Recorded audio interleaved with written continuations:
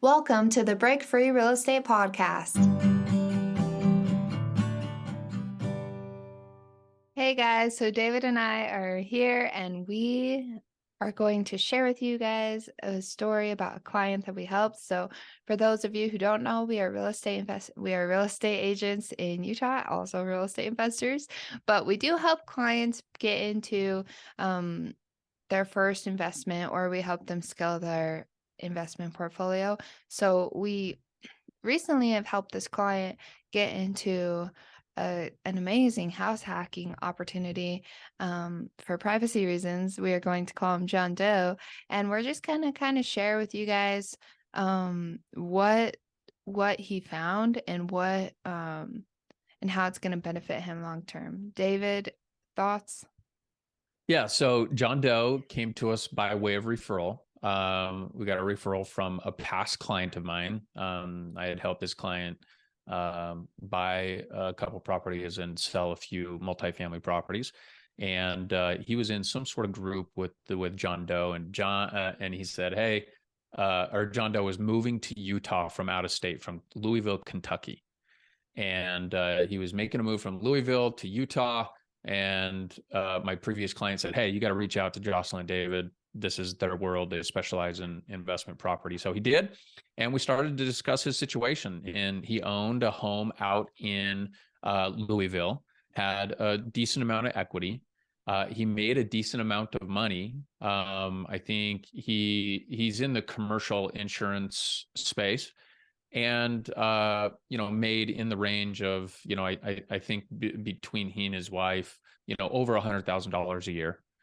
And so he was making a move to Utah, and we started to explore his situation. And he wants to do more real estate investing. And so he could have easily just come to Utah, sold his Louisville, Kentucky home, and bought another primary residence, right? For he and his wife to live in.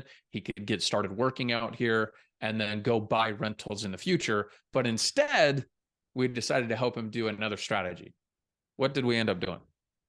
So, I mean, what we do is kind of what we preach on this podcast. Is we sat down, we came up with a plan, right? We figured out his buy box and how much money he needed to make, what he was able to spend in his own living expenses. And essentially we just worked backwards from there. So we looked at all the properties in Utah, in the areas he was interested in that fit his criteria. And we literally just went off it by numbers. So we looked at all the houses that at least broke even, and then I sent those to him and he looked them through, and we went and toured a handful of houses, and eventually found the perfect home that gave them the opportunity to house hack. So the paint was ugly and the floors were ugly and it needed a little bit of renovation. So he got a construction team in there to renovate it, and now he's a week away from being able to rent out the basement. They're living in the upstairs. It's a super nice house, newer house, great yard, great location. And the best thing is when eventually when they move out, the house is going to pay for itself and they can keep it for the rest of their lives, essentially. So just a great opportunity. And I mean, David, do you have anything more to add about this client? Well, I think it's important to clarify that, like, he could have just come here to Utah, and most people would have made the move to Utah and just bought a primary residence, right? But instead of just buying a primary residence that he and his wife were going to live in, they looked at it and said, okay, maybe this isn't the home that we want to be in long term, but let's go buy a home that we could feel comfortable living in the upstairs. Now, keep in mind, they're fairly new. I mean, they're not newly married, but they're a younger couple. And I believe they only have one kid, if I'm not mistaken. They don't have any kids. Oh, just yeah. a dog. That's right. That's right.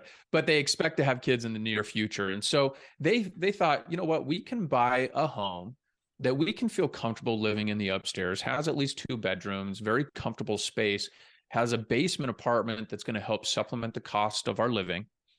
But they weren't just thinking about this home. They're thinking about, all right, what's the next move and the move after that to build their own portfolio. And so instead of coming in and buying their own single family home and stopping there, they said, all right, let's buy this home that's a house hack. that we can live in for a short period of time. Because we're moving into it and we're living in it, we only need to put 5% down. We have more cash available. So let's go do that. Let's go buy this house, put 5% down, fix it up, add some value, get some renters in the basement, supplement the cost of our living, and let's also go buy another investment property. So we're actually on the hunt to help them find another investment property that's going to be a standalone investment property. So now they'll have 3 units at least. Maybe this investment property is a duplex or another mother-in-law. So maybe we have 4 units. Then after a year or so, they're going to make another move into maybe another house hack. And so in a period of, roughly 24 months, now they potentially have 6 units that are cash flowing properties for them. So pretty powerful strategy. Whereas someone who isn't investor minded would just come buy their primary residence, probably increase their standard of living, buy a nice house that's going to, push them to the limits on their budget. And then they're stuck. Whereas in this case, John Doe is going to be in a great position 24 to 36 months from now, because he's been willing to sacrifice just a little bit on lifestyle to be in a very good position 5 years from now. Yeah. And even 30 years from now, imagine all these, if he just buys these next 3 houses, they're all paid off in 30 years. He's set for the rest of his life, and his kids are probably set.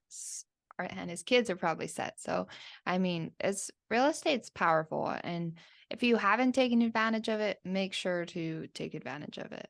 That's it for today. For more daily investing tips and real estate secrets, don't forget to visit breakfreerealestate.com and make sure to like, subscribe, and share our podcast. We will see you tomorrow.